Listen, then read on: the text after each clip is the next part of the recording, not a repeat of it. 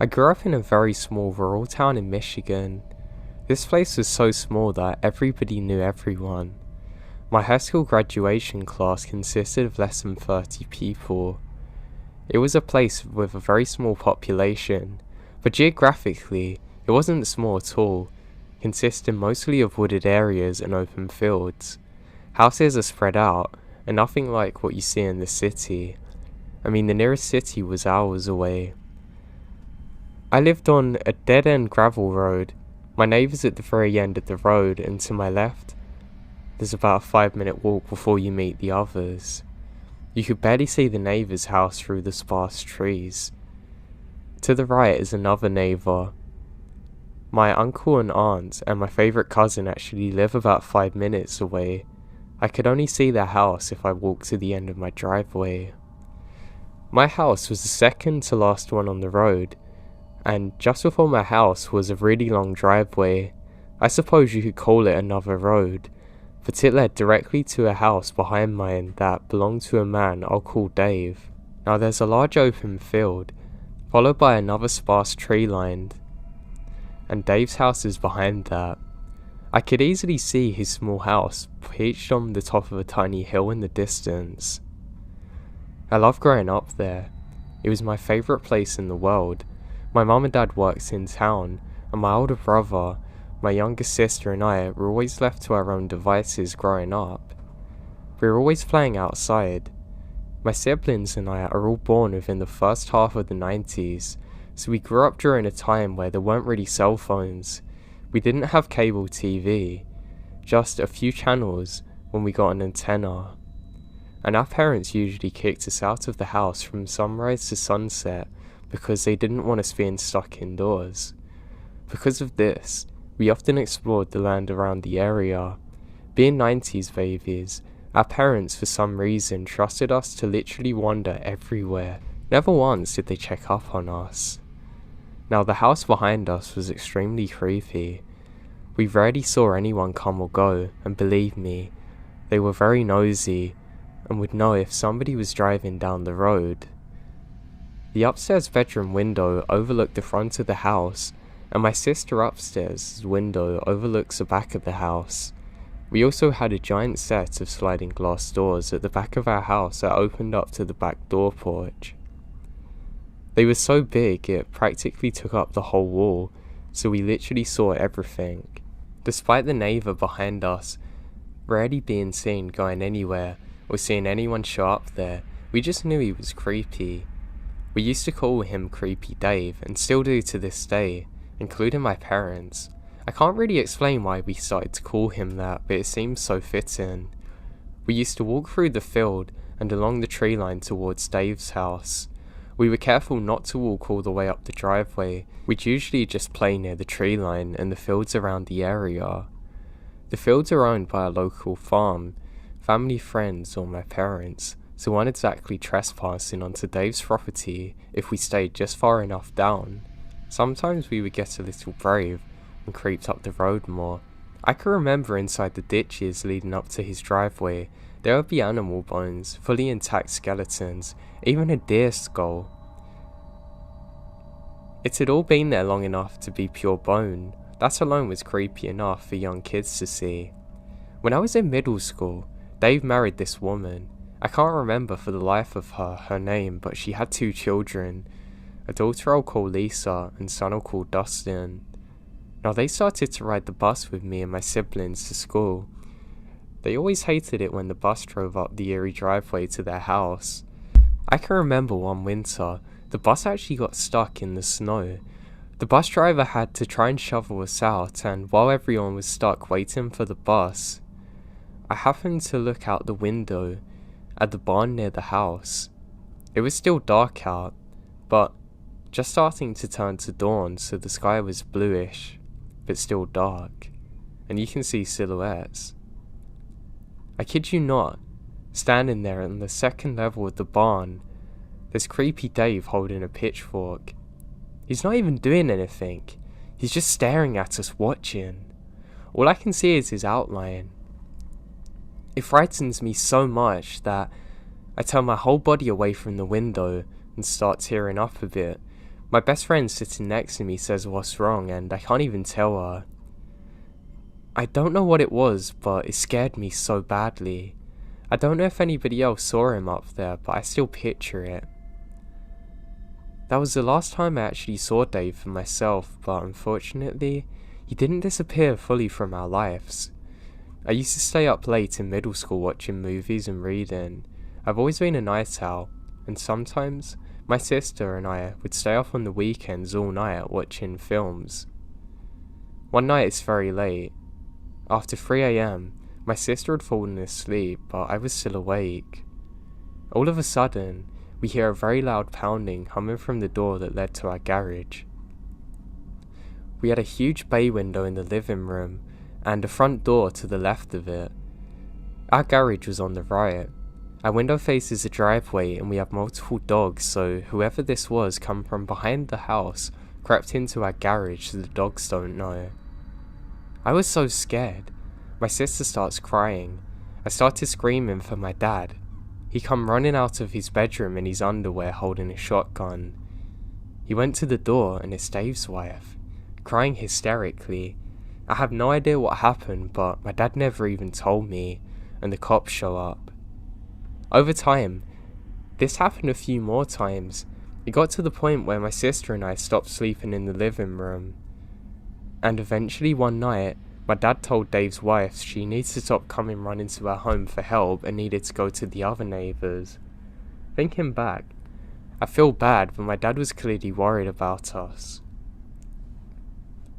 These occurrences stopped for a while until one morning, I walked downstairs to SWAT vans parked around the road, men in uniforms with vests and guns crouching in the backyards, and they're pointing directly towards Dave's house.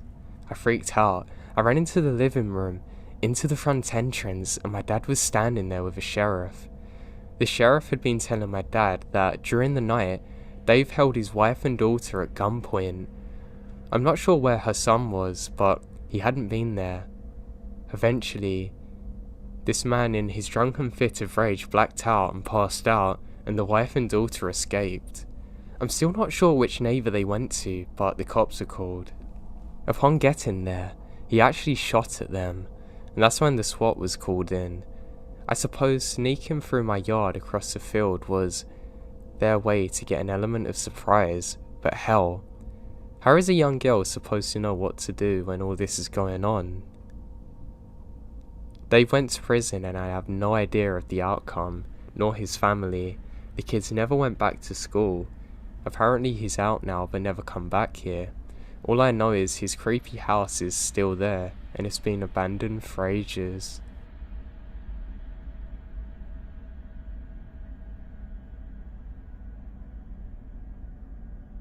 This was a few years ago during my freshman year of college. A couple weeks into school, this girl I had class with asked me if I wanted to go to a concert. She'd been given 2 tickets as a gift, and still being early in the school year, I didn't really have friends, nor did she, so we decided to go. We live in a large city, and the concert was in a small town about an hour away by train. We get to know each other on the way there, and by the time we get off the train, it's very dark. The street lamps are sparse. We're dressed in our outfits for the concert, and the venue's about a 10-minute walk away. Neither of us had ever been out of town before, and we're having some trouble using Google Maps to figure out what direction to head in. I, generally being pretty wary of strangers, am content to continue struggling with my phone map. However, my new friend decides to ask a man on the street for help. He looks like he's in his 30s, about 6 feet tall, blonde, and he's wearing a suit with no tie, and the top couple of buttons are undone. He tells us he knows where the venue is and can get us there. He says, do we want to walk? Now he says what are our names and how old are we, and where are we from. Not necessarily creepy, but I'm getting a bad vibe. It's dark. The streets become practically empty from the train station. We end up reaching an intersection, and he starts to turn right. I'd continued to look on Google Maps once we started walking, and having become better orientated, we're now moving. I know that we need to take a left. I say this, but he says, nah, you're wrong. And I say I'm looking at the map, but he says it must have gotten confused. We turn left and he continues walking with us, assuring us that now he knows where he's going. The map says a concert's up ahead, and in the distance, I can see people all heading in the same direction.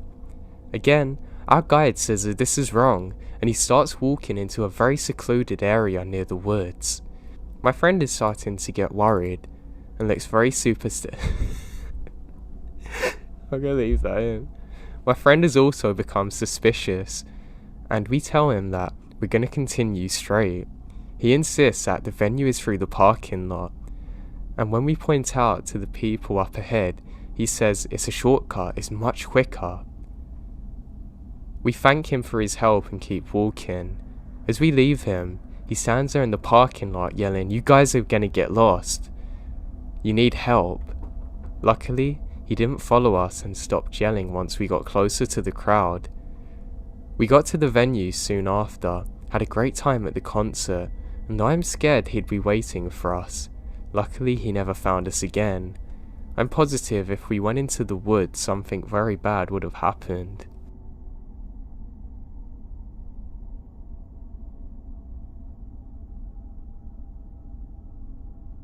My family and I have been hunting on the same property in East Texas for over 10 years.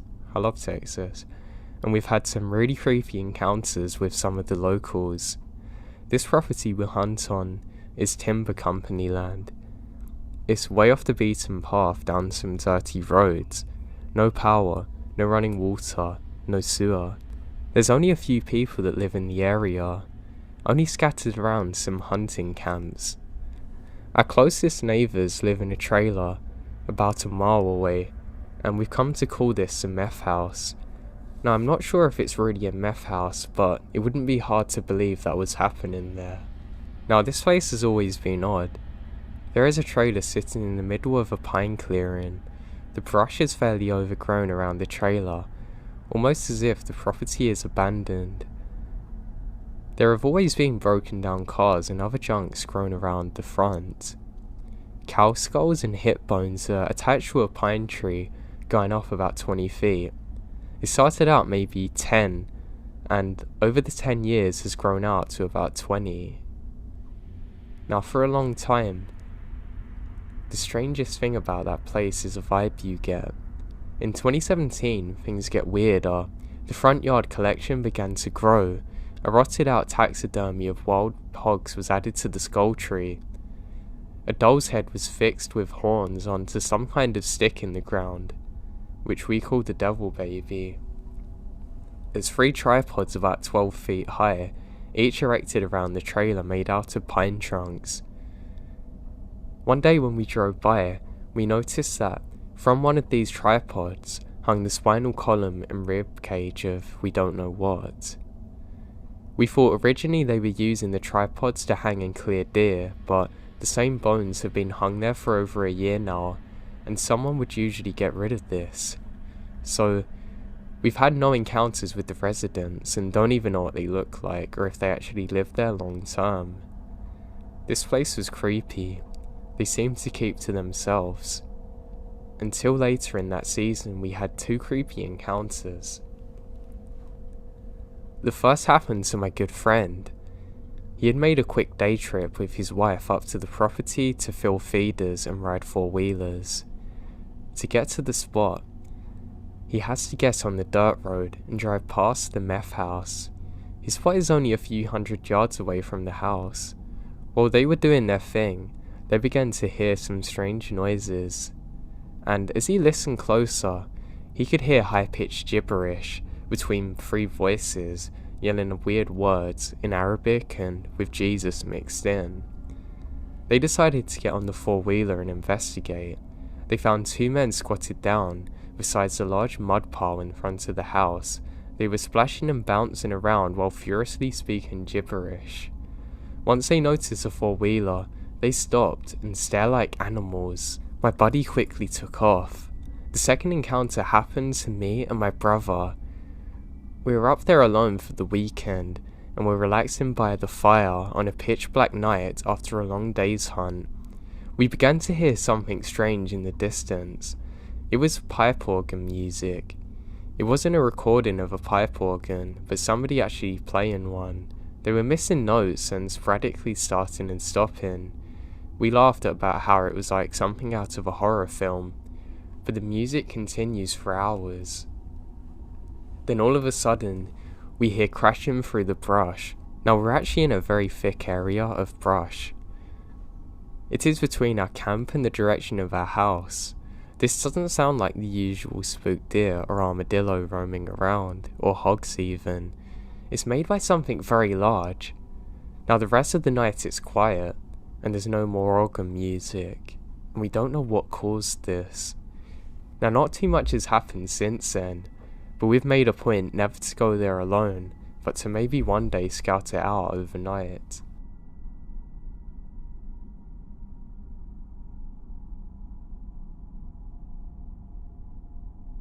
The summer before 2nd grade, my family and I moved into Olympia, WA. I with my parents and my older sister back then. My sister is 2 years older than me, so she would have been in the 4th grade. My sister celebrated her 10th birthday that same year by having a handful of friends over for a sleepover. We owned a trampoline back then and often had sleepovers and used the trampoline during the summer months. We lived near a forest. Now we have many fond memories of sleeping on the trampoline under the stars, but this was not one of those fond memories. Seeing as it was my sister's party, I was younger and the annoying brother am not invited to the trampoline party. I do however remember how the events unfolded. It all began when around 6 or so girls came fleeing inside screaming about a man in the woods. Our backyard at this house was fenced off to the left and right side, but was not fenced on the backside as our backyard continued into a beautiful forest backdrop. According to the girls, as they're out on the trampoline enjoying their sleepover, a man in a yellow rain jacket appeared in the woods. The random creepy man proceeded to stand there in the woods and stare at the 6, 10-year-old girls the whole time they're out there. He didn't respond to them when they attempted addressing him or even break eye contact. It was at this point that the girls were so scared they collectively ran as fast as they could inside. After the girls relayed their experience to my parents and I, the 3 of us reached to the window to see this man. When we get to the window, all we can see is a glimpse of the yellow jacket as he disappeared further into the forest, beyond the borderline of the neighbouring fence, out of sight. My dad sprinted outside yelling at the man, threatening him, calling the police but we can't see him. My parents did call the police and filed a report, but nothing ever come of it. After this experience, our parents thought twice about letting us sleep on the trampoline at night. We ended up moving a year later.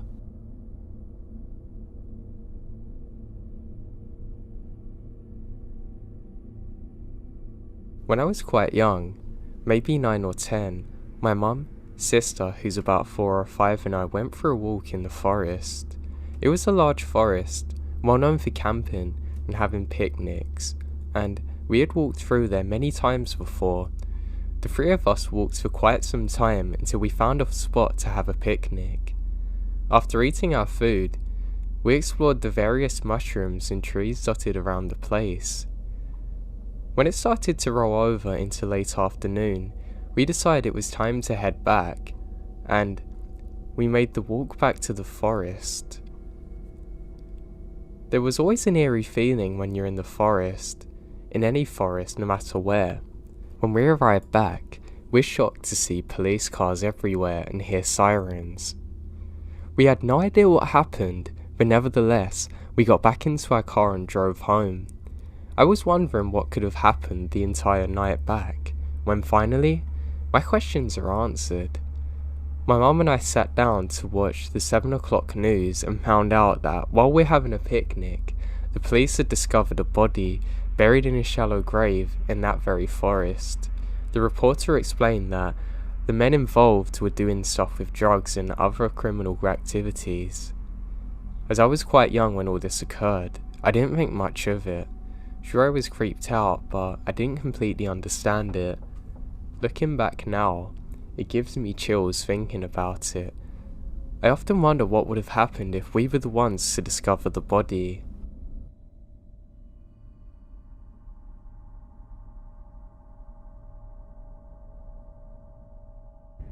Red River Gorge is a beautiful and huge park full of wildlife, rock climbing, waterfalls and dense forests, gorges and beautiful views. The place feels truly isolated, disconnected from the rest of the world. One evening, my boyfriend D and I decided to go camping at the gorge. We went out and tried to find a campground that was as backwoods as possible. Sites were spread far from each other. Our site, that was on the edge of a very steep drop-off. We arrived at sunset and quickly set up. By the time we fully set up, the sun had set and we began making a fire. About 20 minutes into relaxing, we began to hear howling that doesn't go away, and it doesn't sound like it's far from us. We both freaked out by the realization that there were wolves nearby, but we tried to not overreact and continued to sit by our fire. 10 minutes later, I start hearing a faint yelling about 15 feet away past the cliff's edge. Now, I told Dee to be quiet and listen, and we're both frozen out of fear. A woman was now screaming. I couldn't make out any words at that point, but it was a deep, gurgling shriek. A noise that I've never heard a person make in my life before. Then I heard it. She was screaming, "Help, please someone help. Someone please help me," repeating this over and over again, howling at the top of her lungs. I'm terrified. She could have been turned around in the dark and fallen off the cliff. She could have been attacked by wolves or a bear or bitten by a snake. At this point we both sprinted into my car, frantically climbing inside, locking the doors. I tried calling the police but have no service. I threw the car in reverse and sped down the dirt road to find anyone that could help. The shrieks continued. I didn't make it far before I found 3 young men standing on the edge of the forest. I slowed down and cracked my window, still hearing that woman begging for help, and asking the men if they heard that. How could they have not heard it? I told them it was a young woman screaming in the forest. Then, 2 of them went sprinting into the darkness. Without questioning me or anything, the other one just stood by my car, assuring me he had no idea what was happening. While the 2 men were somewhere in the forest, I drove further down the dirt road until I found a spot to turn around at. When I came back, the screaming had stopped, and the men were back by the side of the road. I slowed down and asked them where the woman was, and one of the men that had run into the woods said, "Don't worry, it was actually just a kid messing around." I just said okay. I drove back as quickly as possible. We left the campsite and went straight home. Once out of the woods, we called the local police station multiple times to no answer. I know it wasn't a child. I've never heard such primal screams in my life. It made my skin crawl and my heart race just thinking about it. What did those men do that night? What was I a witness to?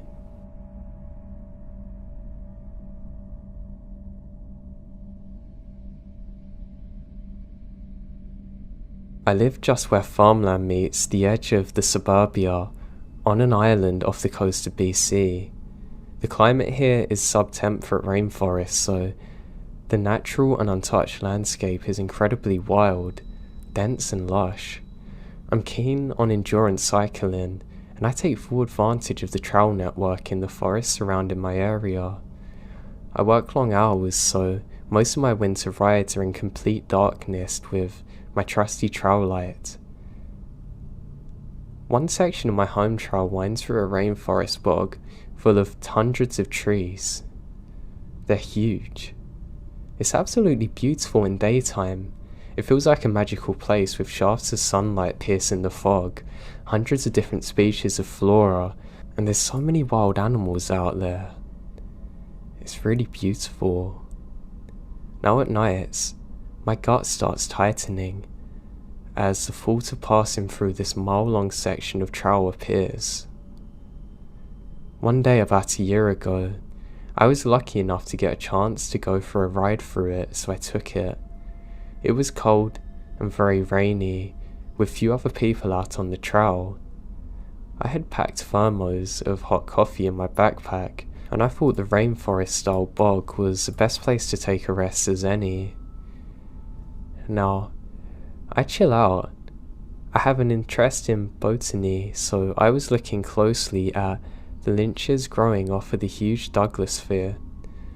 But suddenly, I felt distinctly not alone. No biggie. Lots of people use the trail, although not many are out there that day because the weather's so wet and cold. And that's when I heard it. A meow. That's odd because this isn't a good place for a cat to be alone. We have cougars and bears, but I hear a meow again. Except this time, it was canned and robotic sounding, like somebody playing a bad audio file of a cat. My gut starts to clench. It just sounded wrong somehow, and I can't figure out why. My hands were shaking when I unzipped my backpack to put my coffee thermo back in. I felt waves of nausea roll over me, and the air suddenly felt dense and thick. I was in a rainforest surrounded by trees and moss, but I felt like I can't get enough oxygen. I hadn't seen anyone for at least 10 miles, and I was distinctly aware of how far I was, and I couldn't really get any cell reception here either. Now, I hear the same meow again, but this time closer. I've never heard a cat like this before. It sounded like an imitation of a cat or a person saying meow. It was so tiny, cold and robotic. I now know that without hesitation, it's time for me to go immediately. I was panicked on the inside, but can't show fear, so I casually slung my leg over my bike and start riding. As soon as I got out of the bog, I ride the rest of the way home like a bat out of hell, glancing over my shoulder every few minutes. I can't see anything. I will never forget this experience for as long as I live. I've had some pretty disturbing things happen on my night rides, but nothing ever like this. I hate the fact that clearly something was imitating a cat, and I'm sure it was a recording. God knows who was out that deep into the forest too. I just hope I don't encounter this again.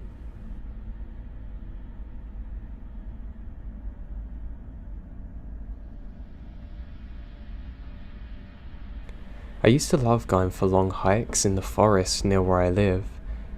I usually did it on summer's evenings. Yeah, I know this probably isn't the safest thing to do, but I always had my hunting rifle on me anyway. I mean, I'd be stupid not to. All it takes is one wild animal to go for you, and if you're unarmed, good luck to you. So anyway, I set out one summer's evening. I had my iPod playing some really chill songs and I felt really good about myself. I can't really get cell phone signal where I go because the trees cover it, but I like listening to my music. Now I was a good 40 minutes into my hike. There was enough moonlight for me to see where I was going. That's how I normally planned my hikes, when the moon was out of its brightest on the most clear days, so I can see everything. I'm really enjoying myself this night. I found true tranquility. I decided to stop for a minute, take off my headphones, and just pour out some of the hot chocolate I had in my flask. Now the second I do this, I have the feeling that I'm not alone, and I can't describe this feeling. It's almost like I'm comfortable in my own presence, but I don't want to be joined by anyone else, and this unsettles me. I just think I'm just being a little paranoid. I say to myself, thank God I've got my rifle, and I could have sworn I heard a laugh afterwards. No, it must have been just an animal, surely. So I go about drinking my hot chocolate, As I do so, and I'll never forget this, I hear someone whisper behind me, "Mind if I have some?" And a terrifying laugh follow. Now the next few seconds is a complete blur as I fumble, fall over getting up, grab my rifle, and scream myself and sprint in the complete opposite direction to where I heard the voice and back onto the trail. I try and scream out that I have a gun, but I can't get the words out. What's worse is I hear rustling behind me. I continue sprinting up the trail, only to slip temporarily again, and now on my back. I lay there wondering whether it's better to pretend I'm still. I look behind me, and I can see what appears to be the butt of a cigarette lit in the distance. Well, looks like I'm going to keep moving then. I get up again, and scream I have a gun and I'm not afraid to use it. What's worse, I'm sure I hear laughter in the distance after saying this.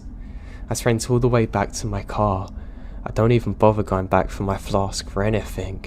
I immediately get on my radio and call it into the park rangers in the area, who say they're going to check it out and they want me to show them exactly where it is.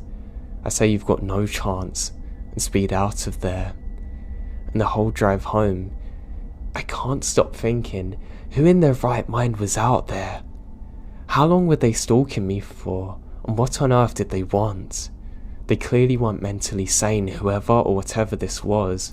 Now I don't believe in the paranormal, but this could have easily been something like that, because why would you be out there with no torch or anything? Maybe it is an insane person. All I know is that I never got to the bottom of it, and I never went out on my own in the woods at night again.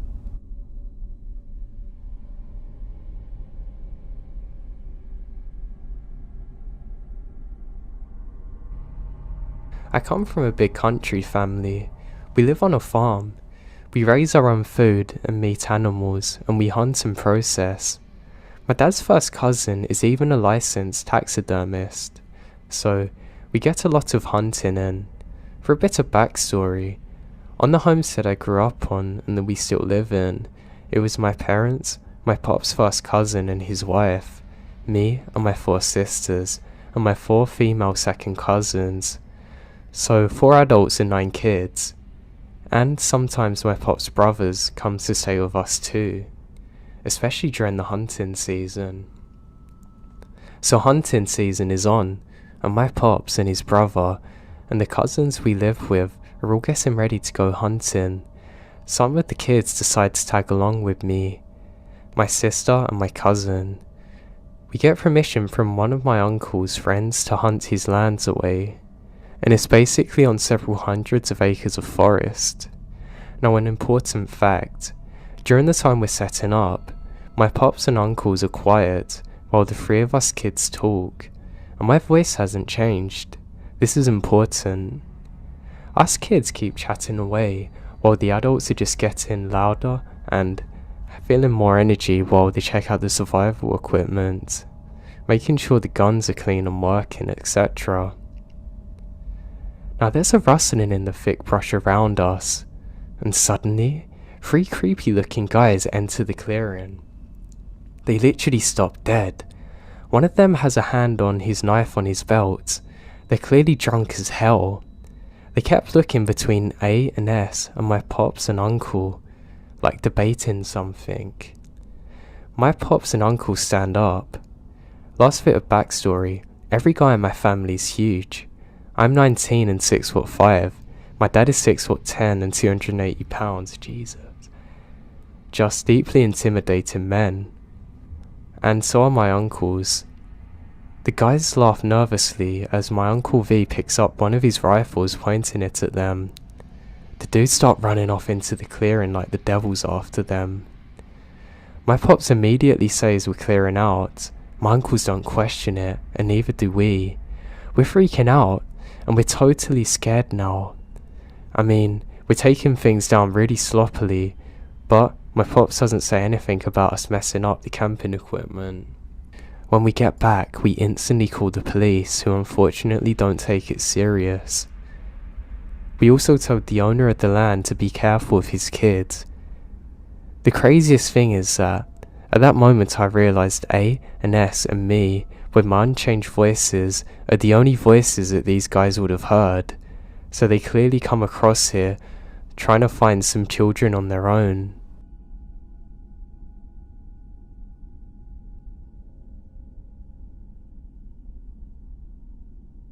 Just down the road from where I lived a few years ago, in southeast Australia, is an opening into about 100 acres of woodlands and bush that I frequently went into when I was younger to do the usual things, riding and camping, etc. I was out driving at around 11:30 with my girlfriend, and as we're in the area, I decided to show her the woodlands while we sat in the area, as she enjoys everything to do with nature. And it's still summer, so it's an extremely warm night.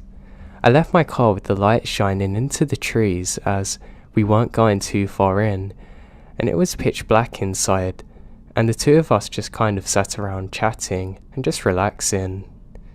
She was sitting on a sort of map of the area that had been used before, and there was some plastic around us. I kept getting this feeling like we're being watched though. Now I've read on here a few people have said that they felt like they're in danger, although nothing around them was off. Everything was fine, apart from the feeling I had, and I just can't explain it. After lighting another cigarette, my nerves are calmed. I scanned the tree line again and realised that it looked different than before. It was only after starting into the dark that I saw that there was now moonlight lighting up all around us, and I can see a black shape blocking where we come from before. This I didn't see before. I've got goosebumps just typing this, but the only way to describe it is that all sound just ceased and everything went dead silent for a few seconds. I had this disgusting feeling of dread coming over me as I saw motion in the dark path, as something literally crawls towards us on all fours. Now I've seen nearly every animal in the outback here, and we don't have any large predators like in the US or Europe, but somehow I knew this thing was a predator, and it wasn't hiding from us, and it starts slowly coming towards us, clearly hunting. Now I don't know if my girlfriend saw it or not, as it was kind of dark, but I saw that thing get off on its two legs, just staring at us. Now I'm 6'4", and this thing was about another half-meter larger than me, with arms that were far too long. I mean, they're literally reaching the ground. I'm terrified now. All I can make out was an off-white, almost yellowish fur colour it had, and a strange wolf-like head. I wasn't able to move as it stared at me, but it's at this point that my girlfriend gasped, which seems to break the silence between us. I grab her arm, and we sprint to the car, slam into the doors. This thing is tearing after us too. We both screamed. We tear out of there quick, not even looking back.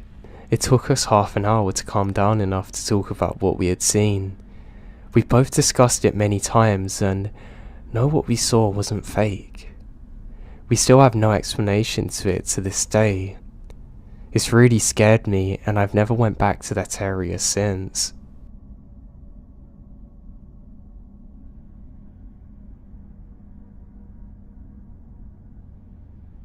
I always used to go camping a few years ago.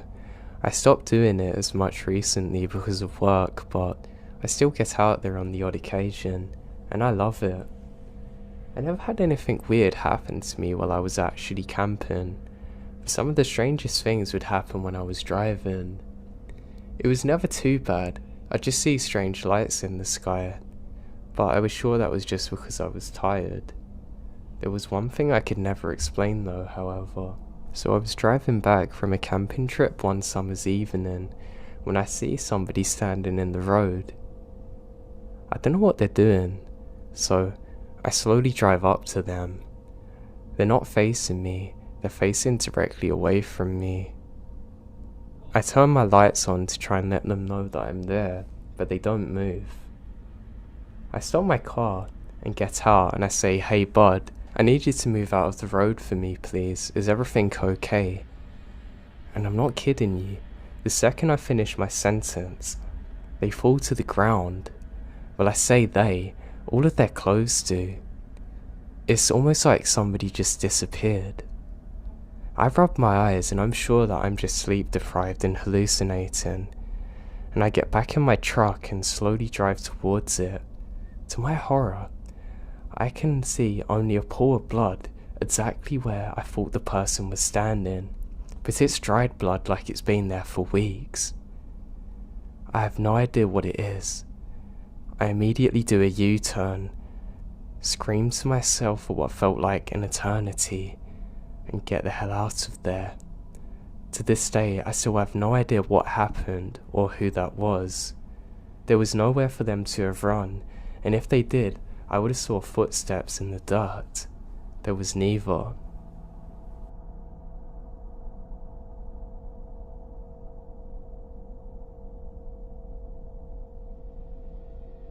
The drive home from work was always a long one for me. I had to drive through miles of woodland roads completely on my own. It was about an hour's drive, but I got used to it. I used to get finished on my night shift at about 10 o'clock, and I'd always turn on the radio and just enjoy my drive. There was one cold winter's night in December that really shook me up though, however. So I'm about 10 minutes into the drive, trying to demist my dashboard, when suddenly I have a feeling come over me like I'm being watched, and I can't shake it. It's a weird feeling, but it went away after a few minutes, and as I'm driving, I suddenly realise that I've lost my power steering. That's odd. It normally comes on again if this happens, which it rarely does, but then I see my lights go off and my engine cut out. It was almost like somebody let off an EMP in the atmosphere. Everything just stops, and I crawl to a halt. I'm confused out of my mind, but I'm not scared. And as I'm sitting there, I become aware of just how dark it is around me. It's literally pitch black because of the trees. 10 seconds later, the radio comes on, and I can hear a staticky voice saying, "Please don't be scared." And suddenly, my engine comes back on without me turning the ignition, and everything else goes back to normal. Needless to say that I was terrified in this moment. I drive back home as quick as I possibly can. Nothing like it ever happened since, and I still have no explanation to it to this day.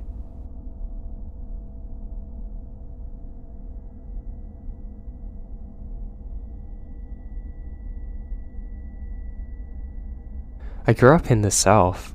There's tons and tons of beautiful places to see that haven't been taken over by concrete yet. It's nice. But along with that, it's pretty boring. Being a teenager and wanting to go out and have fun led to mostly improvising with your buddies and hoping that something good can come out of the night. There wasn't really a local spot to go and hang out at, like a club or cool bar, and the places that were close to us were boring, because we'd went to them so often. I'm sure if you've ever lived in a rural area, you can understand it. Something that I found a ton of enjoyment in as a team was just cruising around super late at night listening to music. I would fill up my gas tank, grab something to drink, and I'd just drive off until the sun comes up. It was a way to clear my head and relax. Those country roads are always fun to drive down at 2 AM, and was just also the right amount of spooky. I don't know why that made me laugh. Well, one night, I absolutely got more than I bargained for. I can't remember what month it was exactly, but I knew for a fact it was in the summertime, because I was out of school, and I also remember it being a comforting, chilled night. So, if I was to guess, it was probably around July or August. I was cruising around like I always did, and was completely worry-free. I had music blaring, and I'm in my zone. I decided to head down and park just out of boredom. This particular park is at the end of a very long stretch of desolated country road, but 'tis a really pretty drive because of that. When I say desolate country road, I don't mean that it's some dirt road that goes through the woods or anything crazy. It's a normal paved road, but there really is nothing on it after a certain point. The entire road takes about 20 minutes to drive down, and to get to the park after about 10 minutes into the drive. That's where the houses start spreading out further and further before there's none, and just a road leading to a park. I think a lot of the reason I like this drive is, at night, it's so creepy, and there's really no getting over that. I love the adventure of it. Now, the park isn't open for camping or anything. It's mostly just lots of land with walking trails and biking trails set up through miles of woodland. So obviously at around 3 AM in the morning, it's pretty dead. I made it there and just did a slow normal loop around the park. The night before it stormed so badly, so I remember my parents and I had to take shelter because of the threat of a tornado. There ended up being no tornado, but the storms were pretty rough. Because of it, I come up on a fallen tree in the road that looped around to the exit of the park that must have been caused by the storm. It wasn't some massive tree or anything, but I knew for a fact that there was no way it could have gotten there from a car, obviously. It was pitch black, everywhere besides the front of my car because of my headlights, and because of that, I immediately ruled out backing up the entire way. I just drove when I entered the park. I knew that this was super dangerous and there was no way. At this point on the road, there was flat land on each side of me.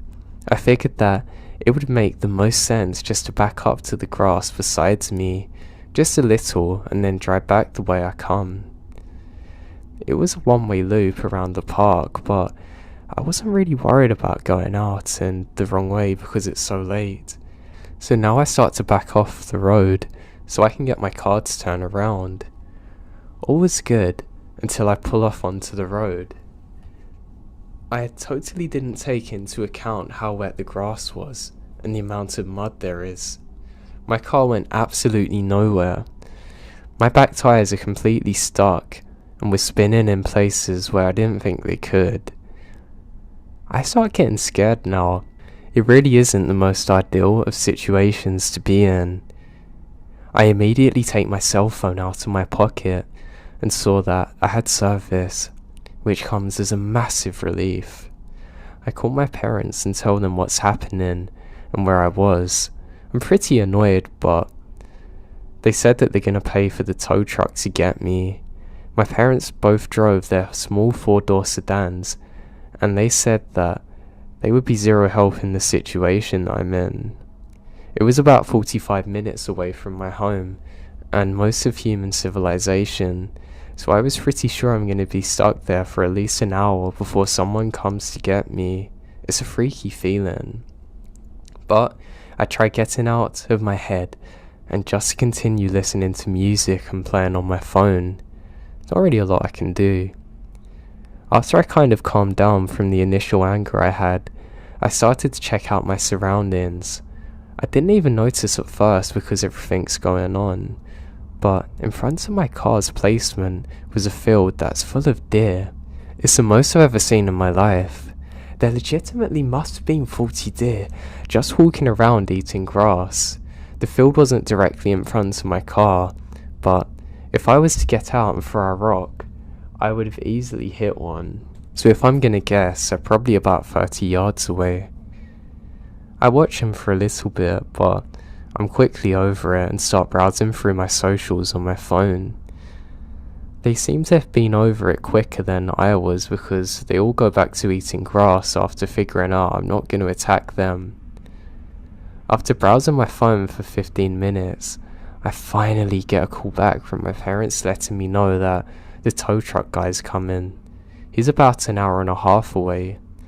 Still to this day, I remembered hearing that and thinking, "You've got to be kidding me." I understood that me and only me is the reason that I'm in this situation, so I can't complain. But I mean, come on. I decide that the smartest thing to do now is to make sure all the doors are locked and lay back and sleep for a bit. So that's what I do. Okay, here we go. So I wake up 45 minutes later to the feeling of being watched. I'm not sure if anyone has ever experienced it before. I don't know how common it is, but it's almost like a sixth sense was going off in my head telling me I need to wake up. Now. Waking up to that feeling in that situation is horrifying. I sit up and immediately check my surroundings to see nothing. I look through my car very quickly for any kind of weapon and find a pocket knife. A pocket knife. Great. I'm really scared now, even though I haven't saw or heard from anyone. I was shocked to see that the field of deers in front of me was still full. I don't know anything about the animal, but I guess they were just gonna move. But they're motionless. I call my parents back to see if they've heard anything. I decide not to mention how scared I am because I know it's gonna worry them. And there's no updates from the tow truck guy, so this can't be much worse. The last call just lasted a few minutes, and I felt like an idiot. They both had to wake up for work quickly after, and now they've spent over $100 to try and get me home, and they're worried about me. We hung up, and I looked up from the phone, and immediately went from 0 to 100 in a panic. All of the deer in front of me had perked up, staring in the same direction in front of them. Every single one of them. One of them stopped dead in their tracks, standing completely still. The others followed, looking at something. I put my high beams on and stared, waiting for absolutely anything to happen. But there's nothing. I tap my horn real quick. They don't even budge. That's what scares me. They were completely glued to what was in front of them instead of being scared by me. I know they were looking into the woods, but where I was, I can only see them. I can hear my heartbeat, and I grabbed my pocket knife and just waited for something to happen. I would say it was about a minute after I honked. Every single one of them in unison ran the opposite direction that I'm in. And now within 10 seconds, it's completely empty with just me in the field. I'm petrified in fear. I knew that staying in my car would be the safest thing, but I'm now stuck. My head is on a swivel. I'm freaking out in every possible way. I assumed that it's a bear or something, but it could have been absolutely anything. I was convinced at that point that it's the devil himself. I don't know what to do now. I knew that the tow truck was close by, but I have no idea where. I start shaking because of nerves, and just look around me to make sure nothing was by me, and focusing on the field in front of me. I did this for what felt like an actual eternity, sitting in complete silence and darkness in the middle of nowhere, waiting for something to jump out and attack me. Now 15 of the longest minutes of my life go by, and I start to see lights break through the tree line on the road. As it gets closer, I see it's a tow truck guy. The lights on in his truck feel like Jesus coming. He gets up to me and I jump out of the car and say, "Do you have a gun?" I tell him what's happened, and he said something's definitely nearby. He let me know that he grabbed his shotgun in the truck and assured me that it's probably a bear or bobcat. He gave me the whole "they're more scared of you than you're of them" crap. The tree was small enough for him to sort of bulldoze it out of the way, and hooked up my car. He wasn't really listening to what I was saying about the story, but knew I was shaken up from it. The whole time, I still had my eyes glued on the field looking for anything. He was completely done with everything in about 15 minutes, and he told me that to follow his truck out of there and onto the main road's the best bet. I got in my car and was ready more than anything to get out of there. We start to move away from the spot I'm in, and I still had my head on a swivel, completely shaken up. As we're driving away, I look in my rear view, and just out of the way, I could see the partially lit up spot where I was from the vehicle lights. I watch in my rearview mirror as a man comes out of the tree line behind my car and walks into the middle of the road watching us. He's a huge person too. My heart stops. I legitimately start bawling out of fear. I can't see any details of the man. I don't care about that, honestly. The feeling when we're driving away was the worst of my life. He stands there the whole time. Now, he was there watching me, creeping up on me when I'm completely alone for a very long time. Maybe even coming up to my window watching me sleep. That's a feeling that I can't quite put into words. The entire time we're driving off, as long as I can see him, he doesn't move. He just watches. A million things are racing through my mind now. I was scared that there might have been multiple people waiting for us. I was trying to figure out if I should start beating on my horn or what. I decide all I want to do though is get out of there, more than anything. The second we finally got out of the park and was able to be on two roads, I drive past the tow truck driver doing at least 70 miles per hour. I run inside, quickly saying sorry to my parents and nothing more, run into my room, not sleeping for a single second that night. I was searching everywhere for what could have happened, escaped convicts, whatever, and I've come to the conclusion that I'm never going to know who was out there or what they were planning to do to me. I never told my parents this story either until years after, and it freaked them out when I told them it, even in my older age. I never went back to that park ever again, and I never will for as long as I live.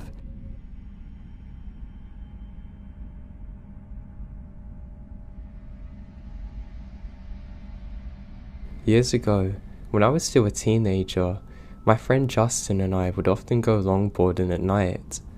As my friends and I are quite the night owls, we love the freedom of almost never seeing another soul on the roads or the paths we frequented. Even when using main roads, it would be very rare to see a car out so late in such a rural area. And you could see or hear them coming from very far away due to their headlights and the noise of the vehicle disrupting the peace. We were really into it at the time, and would often ride our boards for miles and miles, not seeing anyone until the sun was up. One particular night, we decided to ride a few miles away from our usual back roads to take one of our favourite hidden routes. It began with a narrow, paved path that was the only piece of land separating two sides of a long lake. It would often sink under due to rain, and we wanted to seize the opportunity to use it before it rained and went underwater again. It was roughly 2 miles long and extremely relaxing to ride through due to scenery. After making it to the end of the lake, we decided to keep moving and continue on our way and turn into a very close path that leads into a densely wooded area of a national park. As we came up to the first hill, we looked down at the bottom into the blackness. We both noticed what appeared to be a tiny ball of light moving down there. At first we think it's a park ranger, but it moves so strangely, and it was extremely difficult to make out what it is. Rather than shine our flashlights down, we curiously watched out for a few moments, whispering to each other what it could be. And all at once, that small light turned into multiple blinding lights and extremely loud revving sounds. Overwhelming our senses as to become accustomed to the darkness and silence. Acting purely on fear, we instantly turned around and ran as fast as we could, hearing yelling and revving gaining behind us. By sheer luck, we managed to run off the path into a very dark, very overgrown hole in the side of a hill overlooking where we just come from. We decided to hide in the natural dugout of this hill, hoping the plants and darkness would be enough to protect us from whatever was happening out there. We watched our pursuers ride out to where we originally were standing. There were 4 men, 2 on 4-wheelers, 2 on motorbikes. each other yelling something, but we can't make out what they're saying due to the distance. We felt safe enough to whisper softly to each other and speculate who these people could have been. Our first thought was that they might be park rangers of some kind, although we've never seen any in here, and we've been here a lot of times. And honestly, we doubted that this country had the budget for them this deep, unless they're on a big manhunt or something, which has happened in neighbouring states. Besides, these men are on vehicles that are inappropriate for paved bike trails. They're very angry too, and we don't know why. They call out for us for a while, yelling things like, "We know you're there, and we can see you, come out." We stay silent and decide to call on their bluffing instead of running. Eventually, I heard one of the men yell, "Find them now," and smash a bottle. That had erased any hope that they're rangers. We watched them split up, and each of them gone a different way down a series of paths on their vehicles, including the one that we've just come from. It took us what felt like ages to move. We're frozen in fear in that dugout, watching the lights from the vehicles travelling through the woods and paths. One of them already come in full circle and passing the point that we started on. I thought about calling for help, but I was too afraid. I was scared that the smallest amount of sound would give away our location. After waiting for the lights of the vehicles to reach our furthest distance yet, we finally summoned the nerve to get up and to run somewhere far enough away from them to make a call. We ran as hard and fast as we can through the woods, since their headlights gave their locations away on the paths. We would hide again whenever we felt like they're close. Our available hiding spots were getting progressively worse as the woodland became less dense, and the fear is overwhelming. Finally though, we emerged from the woods onto the intersection of the two main roads, far enough away from where we started. We ducked down into the ditch to call for help. I opened my phone. I noticed I had recent missed calls from one of our friends, Connor, who we're supposed to meet up with after our longboarding excursion. I called him and frantically asked where he is. Luck's with us again, and he hadn't given up on our plans despite us ignoring him. He's only a few miles away now, already heading in our direction. I gave him the names of two of the streets we're near. I explained that we need to be picked up immediately. He agrees to speed over to us while Justin and I were waiting and hiding. Thankfully, Connor arrived before any of them men did. We bolted into the back seat of his car, yelling for him to get out of there. He took off fast. Relief doesn't begin to explain how I felt after being safely driven home. After explaining everything that happened to Connor, we ended up just moving on with our night and decided not to call the police. We figured they'd be gone by the time any officer made it out there, and that we're putting ourselves at risk by admitting that we were breaking the law being out there. Justin and I later admitted to each other that when the Reverend started, we could see our minds going to Chainsaw Killer or something worse. Frustratingly enough, whatever them weird men saw that made them want to chase us so bad, we actually never saw, so they even had no reason to chase us. I never found out what they were actually doing or why they're so angry at us. I just know we're in a very dangerous situation, and to be honest, we're probably lucky to make it out of there alive.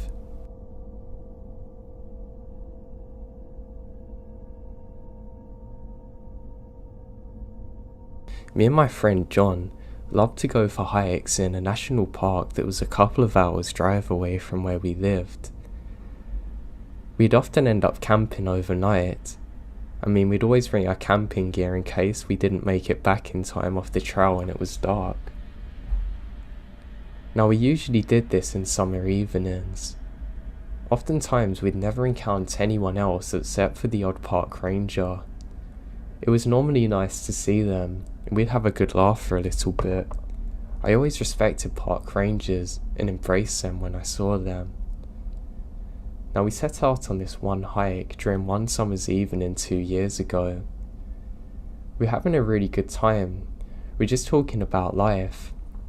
My friend's talking about not really liking his job much, and he's complaining about the hours and the work they have him do. He works in a hospital and really doesn't enjoy it, and I felt pretty bad for him. He's only starting and they're making him do all the dirty work pretty much. I wasn't too happy in my life either at the time. I had some big changes coming, and I was waiting on people, and I hate waiting. I really can't stand it. So we're talking about this for hours, and honestly, it's like a therapy session, and I really enjoy it. We keep talking and we're talking about the highs and lows of life, things that are coming, and things that we just want to see change.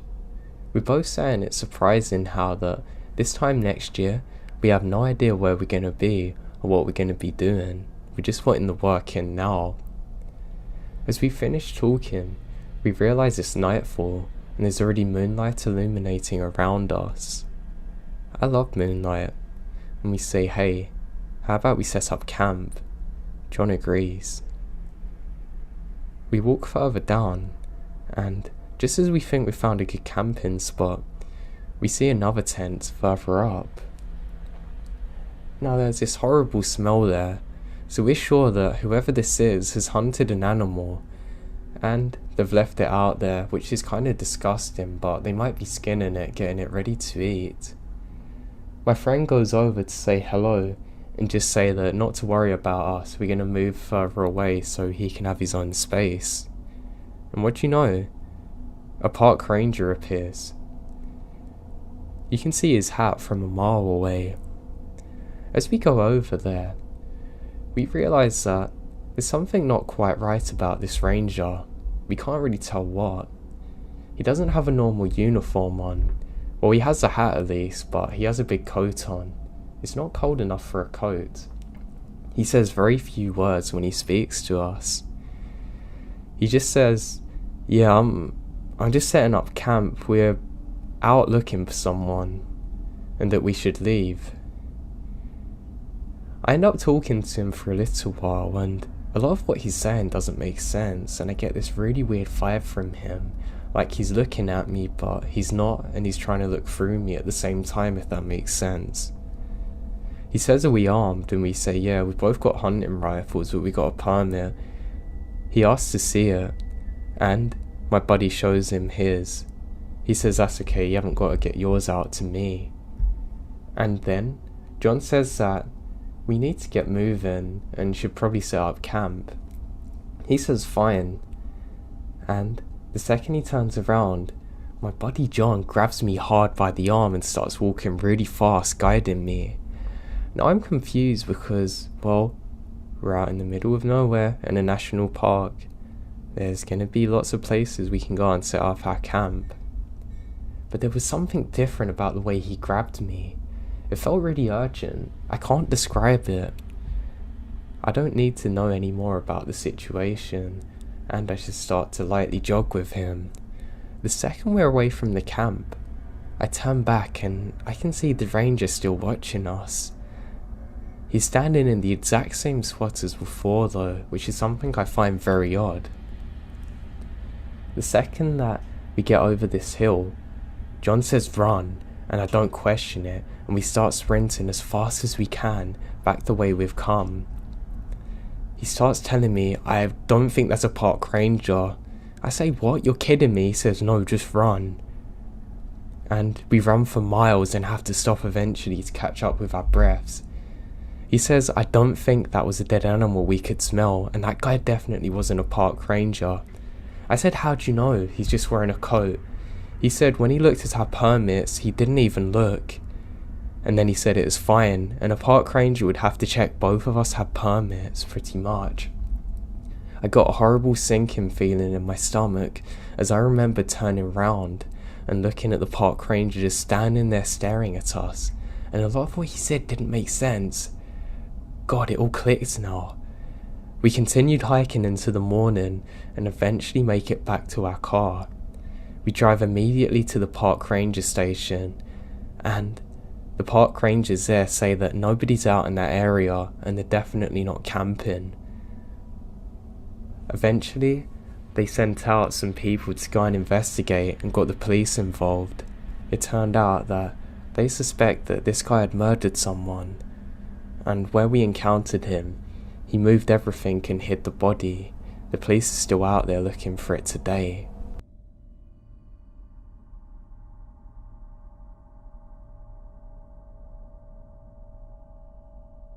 This happened a couple of years ago while I was still in high school and live feed cameras were becoming a thing. Must have been 2014. I used to go running in the woods right by my house in upstate Washington. The trail began very steep, almost like a hike, and then became steadily more flat as it went along, and that's where I began my runs. I would run every day through the same area in the morning, around dawn, and afternoon before and after school. I was running before school one morning, and I can see a man with a plain tan hat very close to me, sitting on the bench at the beginning of the trail. I hate detailing with people because I was an awkward teenager, so I look at the ground and walk by. As I get closer, I can tell he's staring at me. I walked past him as I was going up the trail, and I slightly turned around and saw he stood up, walking the trail behind me. Keep in mind, the sun is barely coming up, so it's still mostly dark.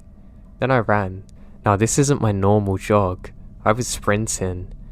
Nobody's ever on this trail in the morning. I've never come across this guy before, and for some reason it creeps me out. I knew I could go through the forest basically to my backyard, so I wasn't worried, but definitely afraid he's going to attack me or something. As I go further down the trail, I lose him, so I slowed down because frankly, I'm out of breath. Then I heard a man's voice say loudly, as if he was screaming, "Well, aren't you going to introduce yourself?" That's when I lost it.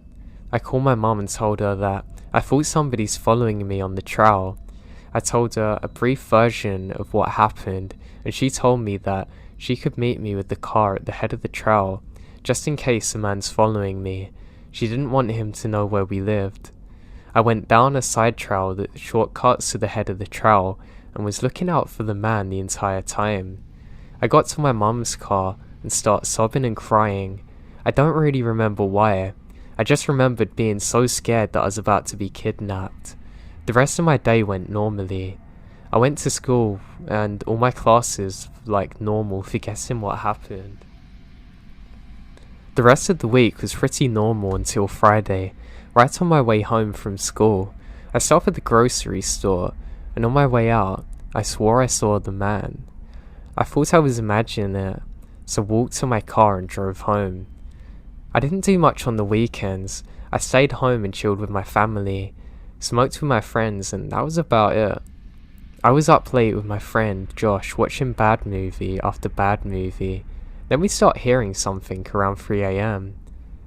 I had some annoying middle school kids in my neighbourhood who are always doing pranks, so we ignore it. The knocking then transferred from the back room we're in to the windows by the front door. In the morning, I told my parents and my dad checks the ring camera. It was a man. There were multitudes of clips of him. First a couple of him walking past the camera as though he's going back and forth in front of the house to see if he can get in. Then a couple of clips of him stepping back and looking up as if he's trying to get into the upstairs windows from afar. These clips ended around 1:45 in the morning. Then around 3:05 he shows up again tapping on the windows, and we could see him in the camera. At one point he stood back and realised the cameras are there and just stares into it. He did this a few times, and then at one point gets really close to the camera and whispers, "How was your run?" Smiles and turns away. My dad called the police and had them come to the house.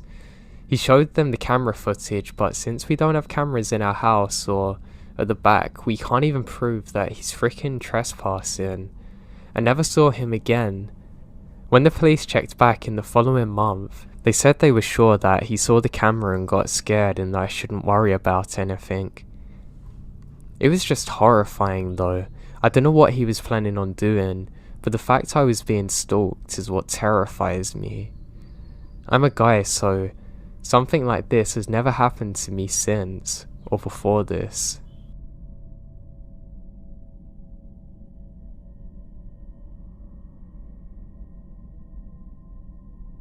When I was younger, I used to spend a lot of time living with my grandparents. I like living with my mum and dad, but I can never resist going round there. They always made the best food for me. They had a really cool bedroom that I could hang out in, and I just really liked the vibe. There's also a really nice wooded area next to where I live. I love going there on my own. I really enjoyed it. I would even go out there at night sometimes with a flashlight. Of course I was always cautious and back by about 10 before nightfall, but I didn't always keep up the end of the promise to my grandparents, and one day that affected me in a really weird way. So it was one summer's evening. I was out later than normal because it stays dark for a lot longer. As I'm outside, I have a strange feeling that I'm being watched. Now I've only been out for a few hours, but I just can't shake the feeling. I'm not really doing too much, just having a venture through the wooded area. It suddenly hits me that there's a strange humming sound coming from near where I am. Now this makes me completely forget about the feeling of being watched. I've never heard anything like it in my life. It almost sounds metallic, but like it's biological at the same time. It's really hard to describe and I can't even replicate it. This makes me stop dead in my tracks. For some reason I look up towards the sky, and I notice stars everywhere. I was so caught up in my paranoia that I didn't even take a second to appreciate the beauty of this. As I'm doing so, I realise that my watch light has come on. It gives off a green glow in the dark. But then I look down, I don't even have my watch on. I wonder if there's something on my arm because it's glowing green. My heart then drops as I realise that all around me is glowing green. Now the next few seconds are a blur, but I look up and all I can see is a very bright light directly above me. It's blinding me, and a strange warm sensation. I cover my eyes and the next thing I know, I'm being woken up by emergency services, with my grandpa looking very scared over me. I spent the next few weeks in hospital, and apparently I'd been out in those woods alone for 3 days. Nobody was able to find me, and a massive search party went out to look for me. Strangely, there were lots of burnt plants and trees in the area where they found me. They thought I got kidnapped, and nobody could believe what I was telling them that happened. The only verification was that other people in the area also reported seeing strange lights in the sky that night. I'll probably never have an explanation for what happened. I mean, it could have just been my imagination, but it seemed too real. And it's crazy that other people reported seeing lights in the area where they found me, and that parts of the landscape were burnt around me, yet I was fine.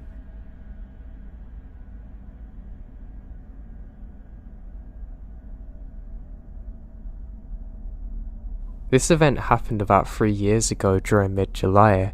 I live in Montana, outside of a rural community with a population of about 2,000. During this time, I live in a small one-floor ranch, home by myself. My nearest neighbours lived 1 mile away and was a farmer. I never had many strange encounters leading up to this one, but the woods by my house always had an ominous feel to it. Soon after moving in, I realised why the previous owners left quickly. I start hearing strange noises in the woods. They weren't just any noises.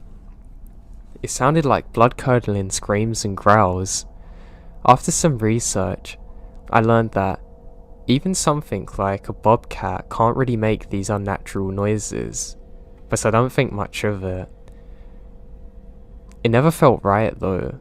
It's hard to explain, but I never felt like this before, and it was just something about the woods around my house that made me feel uncomfortable, like I'm being watched. The first experience I couldn't explain happened about 2 weeks after I moved in. There was a thunderstorm, and the thunder was loud enough to keep me awake. I never did feel comfortable sleeping in storms alone. The lightning was crazy and would light up the whole surrounding area for a fraction of a second. I was laying on the couch and go up to get a glass of water at the sink. It's about 2 AM if I recall correctly. Above it, there's a small window that gives a view of my yard leading up to the tree line. When the next flash of lightning hits, I see it. Admittedly, it wasn't a long view, but enough for me to see whatever this thing is. It was near the tree line, just a few steps into my yard. At first, I thought it was a bear. It's not a bear. It was standing on two legs, with its face pointed towards a house. Its legs are like that of a dog's. I can really clearly make out the hocks. It was hard to tell the colour of the fur because of the darkness. Its upper body is massive, with a wide torso, and arms that can almost reach the ground from standing. The strangest thing is how the upper body seemed to dwarf the lower body. After standing there, frozen in shock, I waited for the next lightning strike, but when it happened, it's not there. It happened so quickly and was soon gone. After it, I bought a gun and wouldn't sleep without it within my arm's reach. The next encounter is what I consider the most frightening of my entire life. For several weeks, nothing really happened. I don't get cable where I live, and one night I was watching something and my satellite kept acting up. I didn't like going outside at night, but because this is going to be quick, all I had to do is move the antenna. I did so. Nothing bad really happens for a good few weeks now, so I decided to go out to it. I grabbed my gun and flashlight and went out. The first thing I noticed was the eeriness around me. This time of year, the woods are active with all kinds of creatures, not tonight. Despite the fear I was developing, I made my way over to the satellite and began adjusting it. I then heard a small snap of a stick and quickly turned to my left and shined my light towards the direction of the noise. What I saw horrified me for the rest of my life. I was immediately met with blood-red eyes. They're the colour of blood and truly are evil. The head of the thing looks like a mutated German Shepherd. I don't know what to say. It looks like a werewolf. A long snout and ears. The fur's black and shaggy. I could see the creature's very muscular body. It looks massive. It's definitely not a bear or a mutation of one. It was half in and half out of the woods, almost crouching as it came up to my head at 6 foot. Fully standing, this thing must have been 8 foot. I was about 20 feet from this thing. I didn't even consider my gun. The chances in hindsight are that the little .223 would have just bounced off it or something while I got tore to shreds. I back away slowly, never breaking eye contact. Gently, I pick up my gun and my fight or flight kicks in. I chose flight. Maybe not the best option, but even if I stayed there, that thing would have killed me. I ran the fastest I've ever ran in my life and don't turn back once. I have no idea if that thing's pursuing me. I got back in the house, locked every door and window, covered the blinds and sat with my back against the wall, cradling the gun the entire night. I didn't get a wink of sleep that night. I didn't for the following days either. I don't live there anymore now. People often speak of Sasquatches being these weird natural creatures living with the ecosystem. Sure, if you see one it might be scary, but it's probably more in awe than anything. With this thing though, it's totally different. It felt unnatural, evil, sinister. It was stalking me, toying with me, and I believe it would have killed me. I have never seen nor experienced this feeling again in my life. It's a memory I'm trying to put past me, but I still get nightmares about it. I think about it until the day that I'm gonna die, and I'll never forget this.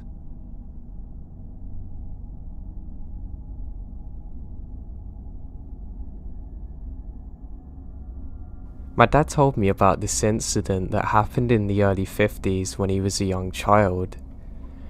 It was in the early 50s. My dad couldn't have been much older than 5 or 6 years old when it happened. He grew up on a large farm that was very isolated. The nearest neighbour was actually at least a quarter of a mile away through rolling wooded hills. There was no electricity or service on the farm back then. They didn't get phones until the summer of 1984, so they're effectively on their own. Now one day, Grandpa had sent my uncle up to the feed mill to collect payment for the year's harvest. He was told to get in cash. Grandpa wanted to pay that year's taxes and deposit the rest in the bank. My uncle brought home the money. Now on that particular night, at around 2 a.m, they're awakened by a car parked on the property with its headlights aimed at the house.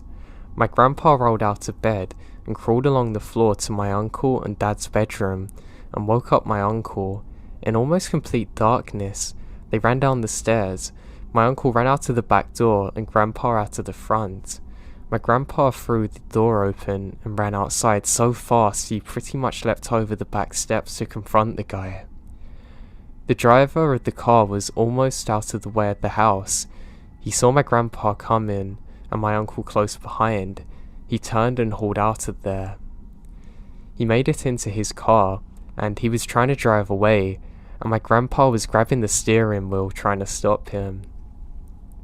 He managed to break loose and my grandpa chased him a short distance down the road, but he finally got away. At that point, my grandpa and my uncle noticed a second car at the end of the block speeding away. The intruders managed to get away for the night. Thankfully, no one's hurt. The next day, my grandpa and uncle reported what happened to the sheriff, and they said if it happens again, do what you have to do to defend yourself. The next stop they made was to the hardware store to buy rifles, one for each of them. There was never a repeat of the incident, as my dad knows. That was an epilogue. That was at least 60 years ago. It was more than 30 years before I was born, and despite that, it's done more to form my views of self-resilience and home defense. More importantly than any Supreme Court cases stating the police have no duty to protect individuals. Now life has taught me that you often have to defend yourself, and the people who don't are usually the ones that end up not here.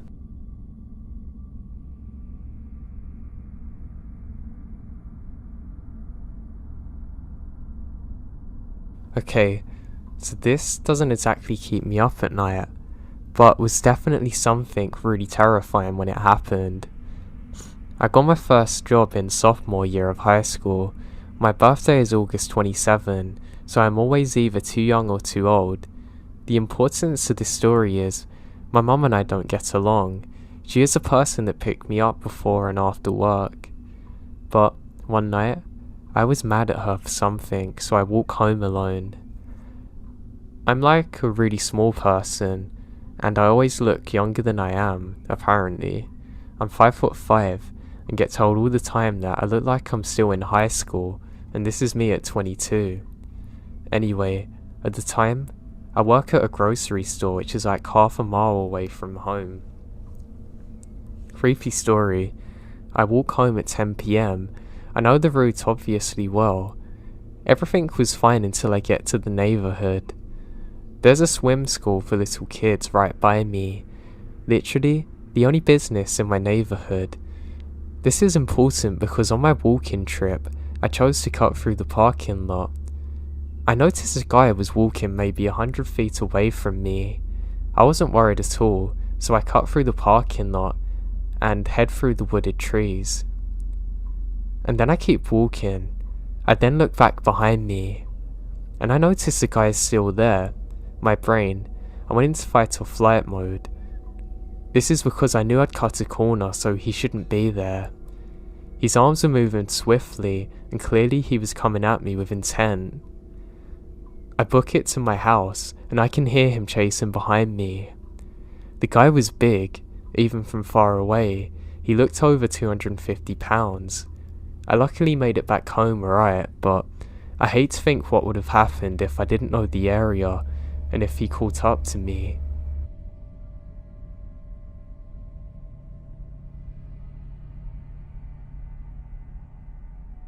In 2017, I was walking my fiance's dog around our apartment complex. It was pretty dark and pretty creepy on a good day at night, but this day it's just off. Something really didn't feel right, and I noticed a car slowly creeping down the way next to me. My gut dropped, and something in my head run. So I did so. I got out of sight of the car and see it slowly crawl up onto the area next to me and speed up and drive off, scanning for me. Under normal circumstances, I would say it was paranoia. It wasn't a normal time. I live in Tampa, and at our time, our city was on edge because a new serial killer just popped up and already killed 4 people. His MO seemed to be killing random people in the early evening or morning by shooting them, driving by. Even though they're all in one area, the police had the part of the city locked down, assuming that he started in another area. Literally a few days after this, the police got the guy and it turned out he lived right down the street from me. I'm glad I trusted my gut because I'm pretty convinced I would have been his 5th victim.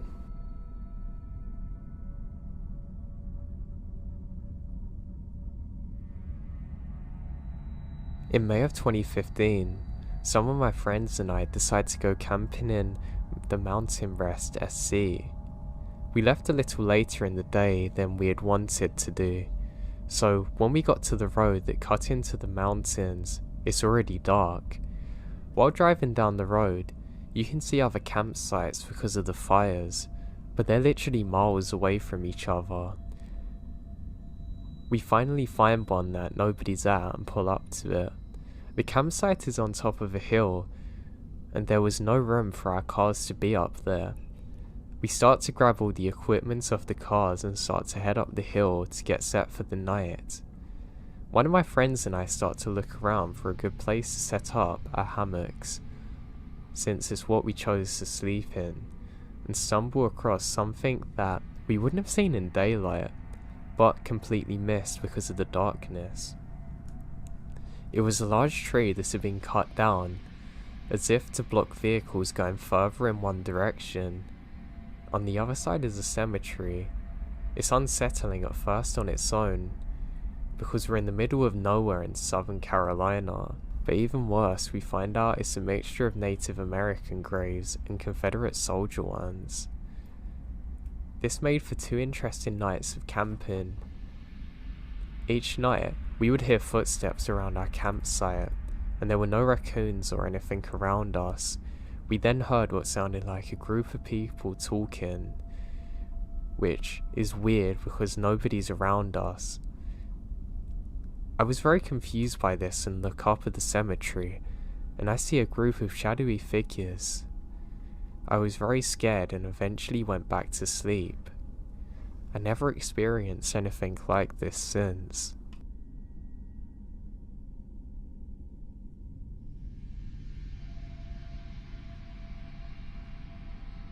I've had run-ins with cougars and an old farmhouse we lived in at for a while.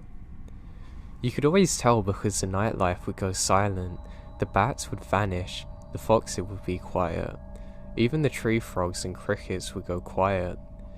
It started with nearby cows going out, then it was like a blob of audible darkness as everything hid from the massive cat. Now here's a creepier one. The same thing happens when big feral hogs are wandering at night. Same place. We let our dogs run loose at night for exercise. Sometimes they come home with a raccoon or armadillo. This one particular night, they come inside. Now my dogs fear nothing because they are dumb. So when they ran from something, I knew to grab my gun. So with my wife behind me and the dog scouting ahead, I head for the nearest fence where the dogs are barking like towards the general direction of trees. Now, I see something stuck under the chain link fence. It's a pig squatch. It was the size of a bass boat. It grunted and my dogs took off immediately. I told my wife to head for the house, and I'd be there as soon as the hog had uprooted and got past the posts. It was looking at me like I was ham. I back away one step at a time. If I tripped, he would have eaten me. When I got to the porch, my wife had my shotgun ready. I told her keep it and I go for my M1A.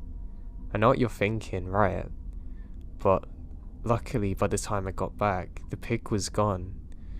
The next day I went to look at the damages and I couldn't believe how much was actually done. I'm just so glad I got out of there without having to shoot that thing or it killing me.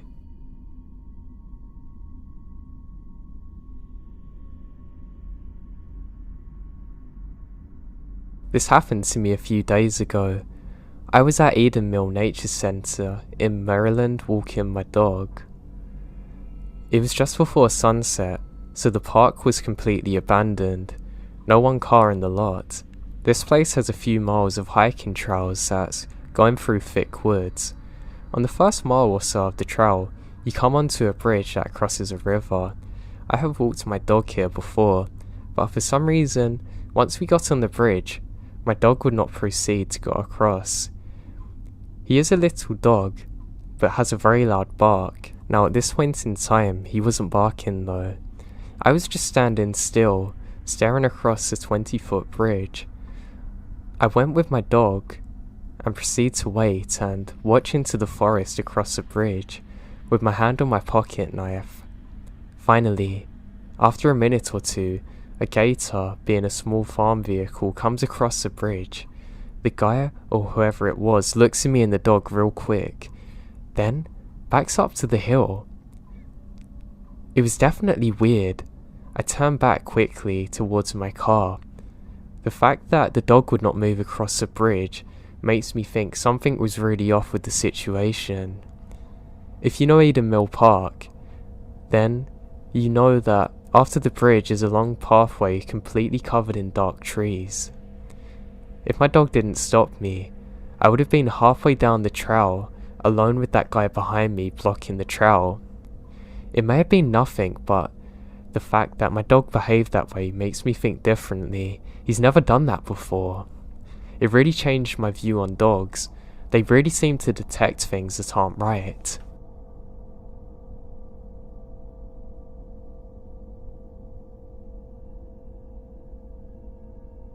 This story is short, but it scared the life out of me because I haven't had anyone do anything like this to me before. So I was excited about a football game with my mum. My dad and my little sister are ahead. My dad was walking a little fast because he was mad at me and my mum for something that doesn't matter. I noticed this guy had walked out of the crowd and started following me and my mum. He picked up the pace a little and walked kinda next to my mum, a little ahead. He was staring in our direction, looking us up and down. He looked like a college student. He had bags under his eyes and black messy hair and was very pale. I gave him a side eye, as in, can you stop staring at me? He then suddenly fixes his gaze on me, making direct eye contact. I was super creeped out, clutching my bag and my mum's hand even tighter. He wouldn't stop staring at me after that. I forgot what made him turn around. I think I yelled to my dad, "Dad, wait up," and the guy realizes we're not alone. He does a complete 180, turns around back to where he originally come from. When we finally catch up to my dad, I literally burst out crying. The guy freaked me out so bad. My mum told my dad she thought he was going to try and rob us, and my dad stays close after that. My mum said if the guy was looking at me or the girls behind us. I said I knew it was us because I made direct eye contact with him.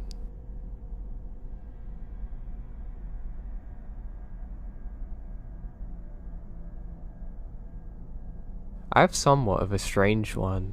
I went hiking on the Pacific Crest Trail a number of years ago. It wasn't the whole trail, but a 20-mile section of it. I'm with around 10 or 11 people, and we're very new to hiking except for the leader. I signed up through high school, and it was an extracurricular to hike somewhere. Anyway, about halfway through the hike, we see a beautiful lake at the foot of a mountain, about half a mile off the trail.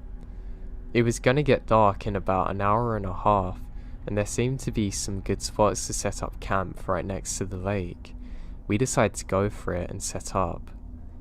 The north end of the lake led straight into a small mountain with a little white cap, and just to the south sat a cluster of boulders, about the size of a dump truck. The boulders were easy enough to climb, and provided a nice place to chill that was just far enough away from the lake that the mosquitoes are not absolutely over the top. As the stars began to shine and the sun set, I laid atop of the boulders staring into the sky looking for shooting stars. There were 2 other kids on the boulder with me, just chatting back and forth. I wasn't paying attention to what they're saying because the stars were so bright it was beautiful to watch. Then suddenly, a greenish glowing lion creature appeared in the sky, just like it morphed into reality. I was completely awestricken and didn't really believe what I was seeing. This creature looked like it was further away from where planes fly, yet large enough for me to tell that it looked similar to a lion.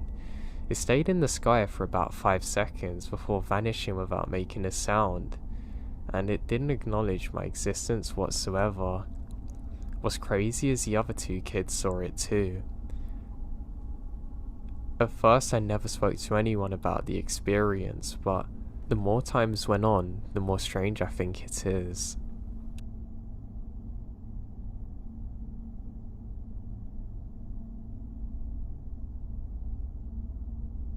My dog and I heard a really spooky noise this morning from around 6 AM. It's very foggy out, and she didn't want to go outside, so I coaxed her out with treats, and her fur was all puffed up, and she was shaking and went back inside. I wonder why she's so afraid, so I pick her up and carry her into the yard.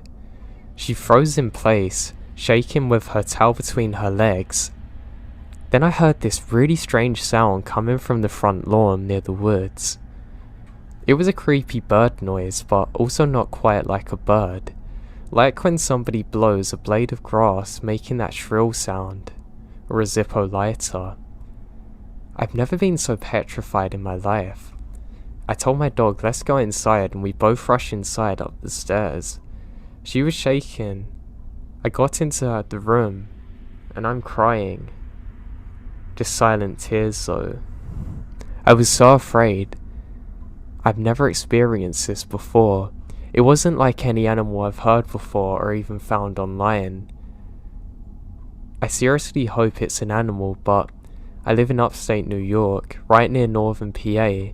It's 12:30 now, and I'm trying to fall asleep, but I'm too scared to.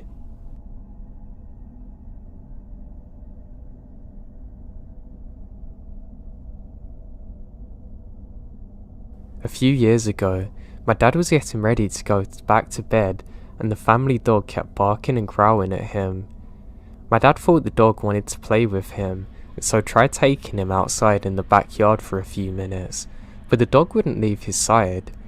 Whenever my dad would turn away from him, he kept growling at him and barking almost like he's about to attack him. So my dad got concerned and asked my mum if she noticed the dog's behaviour. My mum kept trying to figure out what was wrong with the dog, and when my dad suddenly fell and passed out, my mum called 911, and they told her that my dad was having a heart attack.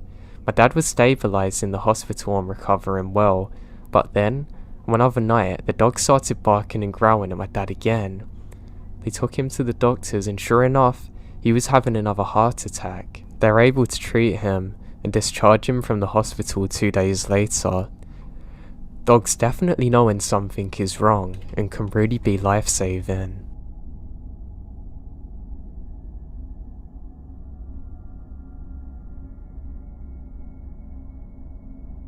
One night, 4 friends and myself decided to explore a large, supposedly haunted park that led to an abandoned neighborhood that would be in an addition to the park, creating longer, biking slash running trails.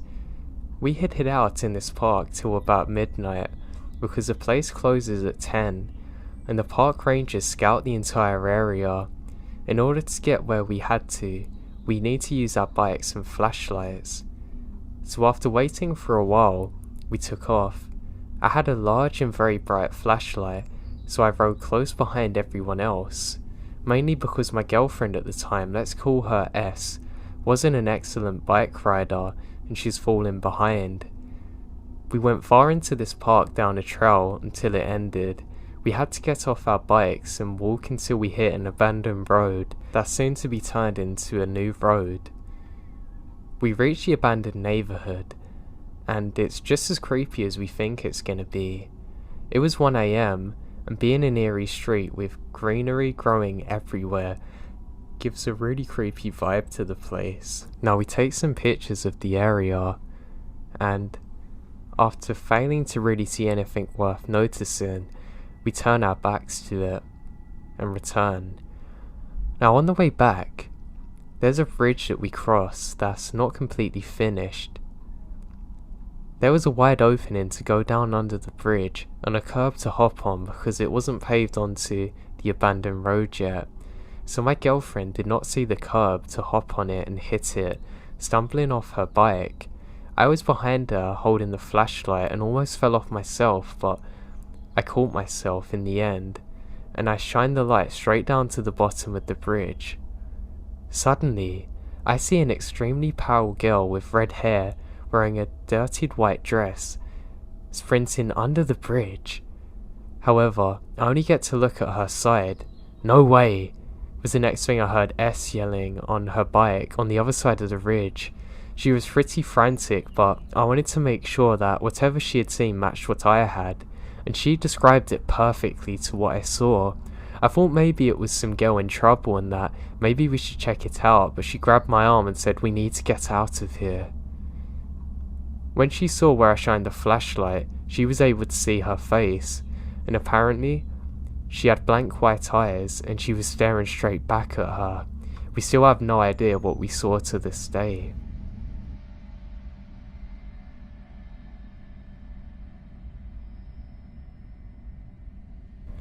About a year ago, I was living with my mates. I stayed in a ground floor flat that kind of sits in a cul-de-sac and is a bit of a pain to walk to, kind of detached from the community. The only times I felt completely secure are during sunlight, depending on the time of year. The block of flats sits kind of in an L shape. Our entrance sits kind of on the side of a 90-degree angle. Inside the main building, there's a flat either side and stairs in front. The immediate entrance to the hall is very dark. It really feels like the lights choose when not to work. The flats are very basic: a hallway, 2 small double doors, a bathroom, decent living room and a small kitchen. The hallway is quite long and the living room is at the end of it. Both bedrooms face each other, so we can walk from our doorways, if that makes sense. Now we live near a forest and it's about 11/11:30 at night, and my flatmate was in her room, presumably asleep. She had a habit of leaving things unlocked and I had to make sure everything is locked up before I head off to sleep. But she gotten better and normally at least had the chain on the door. If it wasn't locked, she always goes to bed early, so it's weird. I was in the living room and decided to grab a pint of water before heading to bed myself. I went into the kitchen, which is attached into the living room, switching on the kitchen light and filling up a glass. The car park in front of the flat is also very dark. I remembered feeling eerie. I don't know why, I just sometimes get a feeling that something is off, kind of like the feeling that I'm being watched. Anyway, I had a couple of sips and filled the glass a little more and had to go back out the kitchen when the front doorbell went. I froze. I didn't even know we had a doorbell. About 10 seconds passed before the letterbox was hit twice and my stomach sank. I felt trapped in the kitchen. Now some important notes. If you step out of the kitchen, It puts you into the perfect line with the hallway. That's if the living room doors are open, which it was, too. Our front door had a bloody window so you can see the silhouettes of anyone outside or in. I grabbed my phone and called my mate who was in our room, right next to the front door. We both whispered to each other, "Did you hear that?" Both thinking we'd misheard it. We had to whisper because the walls are like paper in the flat, so you can always hear people coming and going. She come to the bedroom doorway but couldn't go forward because then she'd be in direct sight of the window. I edged my way out of the kitchen, keeping flat against the wall, eventually sinking to the floor, texting her now because we're both close to the door and they can hear us. Another thing you should probably know is that this person must have been buzzing on other flats trying to get in the building, but didn't buzz ours, so I reckon they saw me in the kitchen window. I'm a pretty ordinary looking 120-pound girl. Lying in my kind of army crawl, I saw the silhouette of a tall, broad, bald man. It could only have been a man. He chapped at the letterbox again, but just stood there. Terrified, I mouthed to my friend, "Did you lock the door?" And she said no. The chain wasn't on either. Now or never, I supposed. I crawl as low as I can to the bedroom, crawl to the desk, grab my keys, crawl to the door. It's only about a meter, and frantically shove the keys in and twist it, at the same time as putting the chain on. This is noisy. He obviously noticed. Hitting the letterbox again, trying the handle as desperately as he could. Terrified to stand up, my mate put her head out of the room to see if we were cool and he wasn't there anymore. I'm kind of half stoned, half asleep, and she reckoned just to go back to bed. Something nagged me though really bad. Remember how I said we could hear people coming and going really easily? Well, it was eerily quiet and not once did either of us hear the building to the main door open or close. This was someone in the building. We had one person across from us, two above us, two above them. Two of the flats are students, and neighbours across was a 90-year-old woman. There were a couple of short, long-haired, chill guys. Nobody we knew matches the description.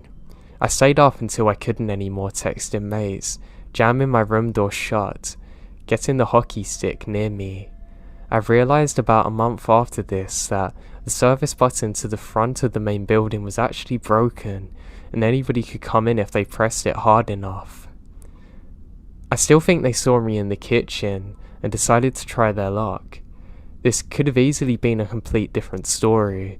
Make sure you always lock your doors and double check no matter how safe your area is. We literally have no idea to this day who that was or what they wanted. I'm just glad they didn't get in.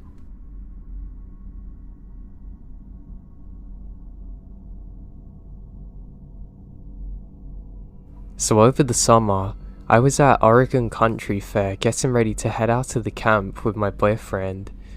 We were packing up our car tent on top of the FJ Cruiser, and I went up to the tent to start throwing out our things to pack up. The metal ladder's slippery and had no tape grip on it, and I was wearing socks. While climbing out of the tent, I fell 7 feet straight onto my head. My boyfriend dropped everything, rushing to me asking if I'm okay. I said I'm fine, just my head hurts. Of course my recollection of this is very blurred. He told me sit down in the car, and I was getting upset that he wasn't letting me get up and help him pack. I guess out of annoyance, I got out of the car and my legs apparently collapsed. He calls the paramedics immediately as I start to slip into complete blackness. I don't remember much else, which is where the real story begins. I'm in the ambulance and I can hear sirens. I feel oxygen in my nose. I hear the EMTs yelling my name but I can't reply, open my eyes or move. Every second I slip deeper and deeper into what I can only explain as darkness. It sounds silly, but this feeling and sensation is indescribable, unlike anything else I've ever experienced in my life. The EMT is helping me, starting to push incredibly hard with his fingers into my sternum, which brings me back. Each press causes pain. I open my eyes and I hear the EMT say, "Only responds to painful stimuli," and then I was out again. The next thing I remember is feeling my clothes being cut off me when I get to hospital. I apparently then started to have seizures and convulsions due to lack of oxygen to my brain as I go further and further away from the world. They had to insert a ventilator into me because I was struggling to breathe. My boyfriend was obviously in shambles. The doctors actually said to him that they're not sure if I'm going to have permanent brain damage or not. Now, when entering the ICU, I remembered being stranded in the blackness, floating and wandering, waiting. I wasn't sure what I was waiting for, what I was doing in the first place. I have no idea what's happening. I saw nothing and felt nothing. I was nothing. I didn't know who I was, what had happened, or where the hell I was. I remembered it feeling like floating through endless space, but the thing is, there was an overwhelming sense of calmness through this, so I wasn't scared.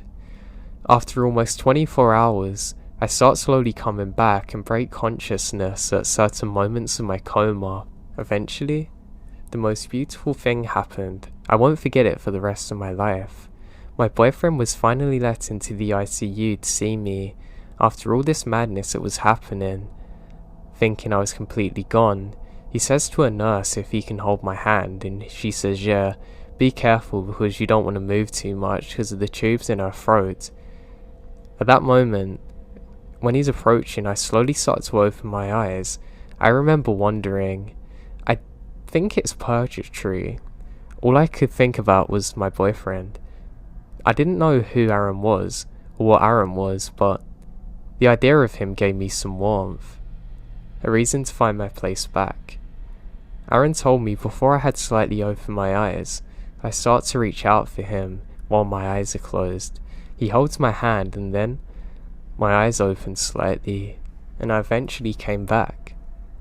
Obviously I'm fine now and exit whatever place I was in. I've always thought that it's weird when you die, and I've heard there's traces of DMT found in your brain. Now, this is nothing like that. There was no sign of that in this place. There were no vibrant and beautiful colours, there's no contact with special or beautiful creatures, and no sense of completion in the next realm. It made me wonder if there's life after death, and if there's really a place that I went to, like purgatory. That's the only way I can describe where I went, really.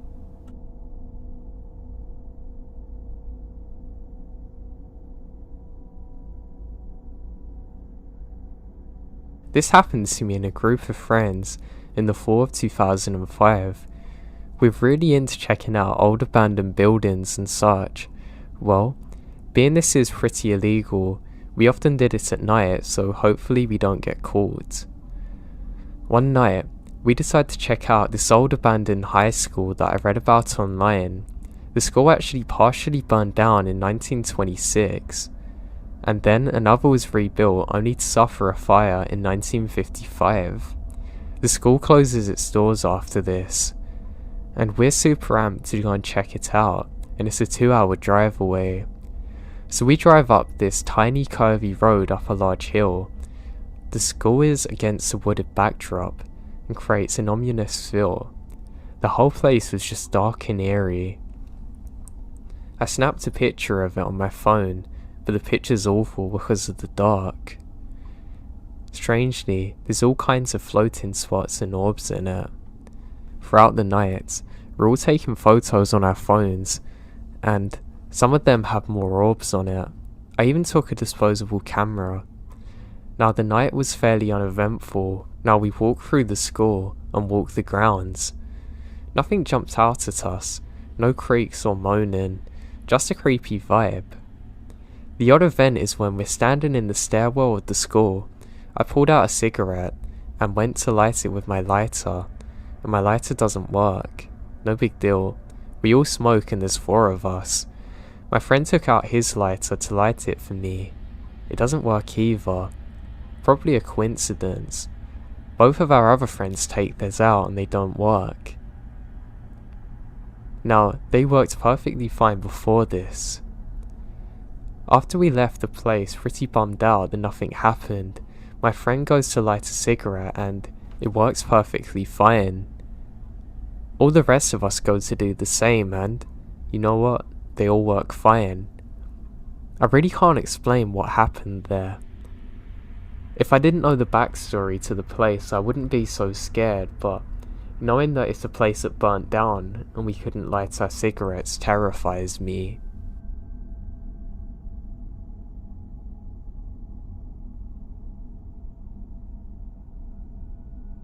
I want to tell you about an experience me and my brother shared about 2 years ago. So, we were deciding to go somewhere haunted during the day. There's a cemetery in Santa Cruz we decide to check out. We go in and walk around and find nothing out of the ordinary and decide to leave. The cemetery's on a supposed haunted road that leads off into the woods. The road is said to be haunted by a lady in white that tries to hitchhike into your car. I'd forgotten about that fact until after the day. Okay, so along this road, we're driving down. It leads into a forest area, a couple of miles down from the cemetery where you can pull into the side of the road and walk along the hiking trail. So we decide to hike this trail because I completely forgot the road was also haunted, so I wasn't even looking for the paranormal. Anyway, we start hiking this trail in the afternoon.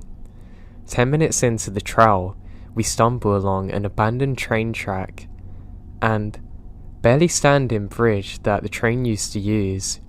It looks cool, so we decide to go down the hill right by the bridge that lets you go under the dilapidated bridge. We go under there and just mess around, looking at the cool architecture. After we had our view, we start backing up to the little hill that leads into the trail. When we get to the top, we're a little exhausted because the hill is kinda steep and you have to use trees around you to climb up. So as we're standing around back on the trail, we both notice something out of the ordinary. We can hear a voice. Now, like a grown man shouting and screaming angrily. When I say angry, I mean mad. Like, murderous. We quiet down and I can tell the voice is very far away, almost sounding like it was in the mountains around us, sounding more than 500 feet away for sure, and we look at each other like the hell. We stand around listening for 15 seconds, and the next thing you know, the voice came down the trail from what sounded like hundreds of feet away to being right next to us down the trail. The inhuman speed of the voice come closer to us, and it's very unnatural. I notice the voice coming from down the trail and thinking to myself that it sounds like somebody's about to kill someone out of rage. But the weird thing is that the voice is speaking in what I can only call gibberish. I understood not one word of it. I instantly get this fight or flight feeling in my body because the voice starts getting very loud and closer to us at inhuman speeds.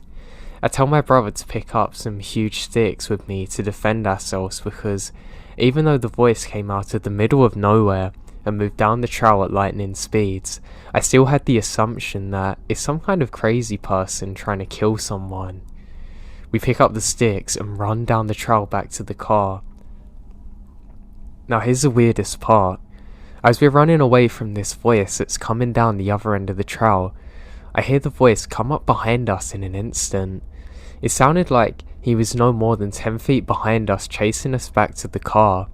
I turn around, even though I don't want to, because I have to see who the psycho is. As I turn back, I hear the voice right behind me, and I see no one. I tell my brother to run faster because the voice is right behind us, yelling in absolute rage, but I see nobody chasing us. We start picking up the speed and the craziest thing in my life happened. The voice starts panning around us completely. I hear the man yelling gibberish right behind me, then from my left ear to right. Then, the voice is right in front of us, and it slides to the right hand side of the trail. Within 10 seconds, it's in front of us again. Now we're very creeped out, running the rest of the trail back to the car, and that voice kept following us down the trail. I remembered after hearing the voice fanning around us and hearing it reverberate through the trees, I started desperately praying to Jesus Christ to help us get out of there alive. After we make it around halfway down the trail to my car, the voice vanishes. I remembered slowing down exhausted as we talk about what we just heard. I asked my brother if he heard the voice slide in circles, and he did too. At that point, I know I'm not hallucinating or imagining it. He too describes it as somebody yelling like they're about to murder someone. We speed out of there in a heartbeat, and I remembered driving in silence. That's when I remembered that the road is meant to be haunted and not just a cemetery. I've been down that trail alone a few months before this experience and never had anything weird like this happen. It's one of the strangest things I've ever experienced in my entire life. To this day, I've never been back down the road and never plan on it again. Everything I've written down is in absolute truth and not altered. The Santa Cruz area and mountains are known for cults and very dark magic being performed there.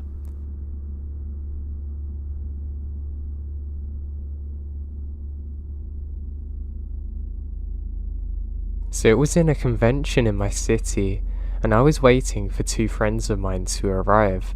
It's not the biggest convention, but nothing was very small to be said.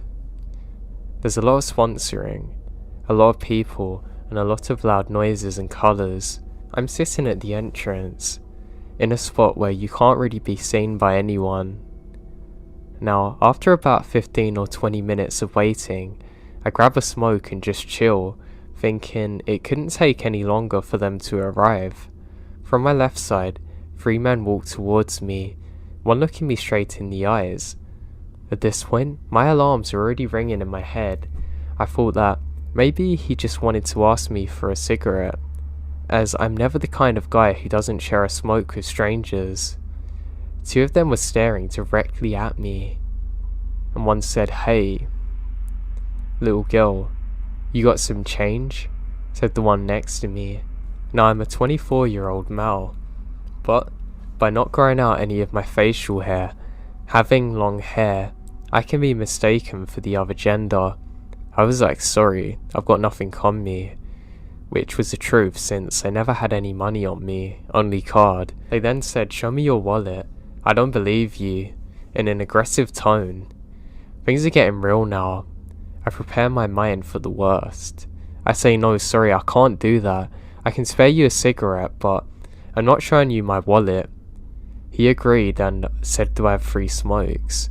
I thought for him and his friends. As I was searching my pocket, he pulled out something, slowly getting towards me. Call it lucky, but I turned my head to him and saw a freaking needle which he tried to move towards me slowly. "I'm gonna use this, girl. You're gonna change your mind." I literally jumped up out of the bench, pushing the 2 dudes away from me. Maybe they were surprised that I was able to move so quick, and it made it alright to get away. "No, I'm not doing that," was the last thing I screamed at them as I ran away. I walked to the convention line very quickly. I bump into the security guard and tell him exactly what happened. He looked at me angrily, jumped over the barrier and said, "I'm gonna kill them," before he sprinted away into their direction. This happened to me a year ago, and I still don't know what happened to them.